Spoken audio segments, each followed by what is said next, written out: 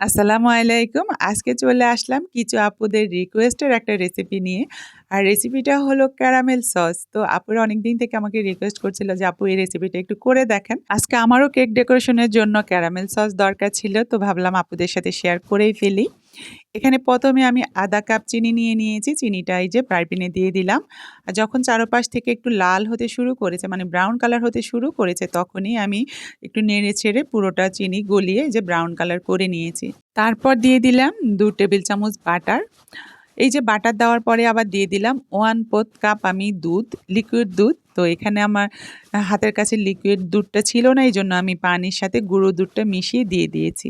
তারপর যে জিনিসটা দিতে হবে সেটা হচ্ছে কুকিং ক্রিম।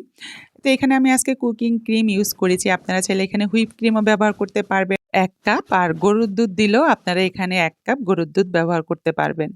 এই যে কুকিং ক্রিমটা দিয়ে আমি ভালো করে এখন নেড়েচেড়ে চিনির সাথে মিশিয়ে নিয়েছি। তারপর দিয়ে দিব ১ চিমটি লবণ।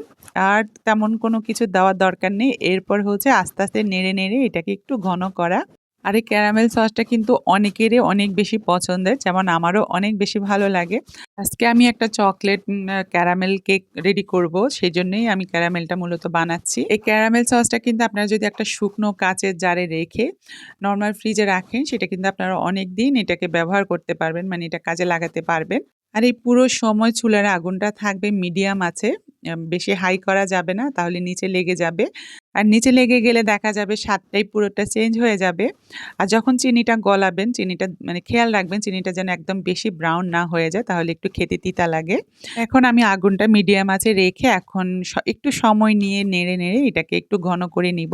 আর এই ক্যারামেল সসটা আমি কিন্তু এখন রাতের বেলায় রেডি করছি। তো আমি এটাকে একটা বাটিতে নিয়ে তারপর নরমালি রেখে দিব টেবিলের উপরে। সকালবেলা আমি এটা দিয়ে কেক ডেকোরেশন করব।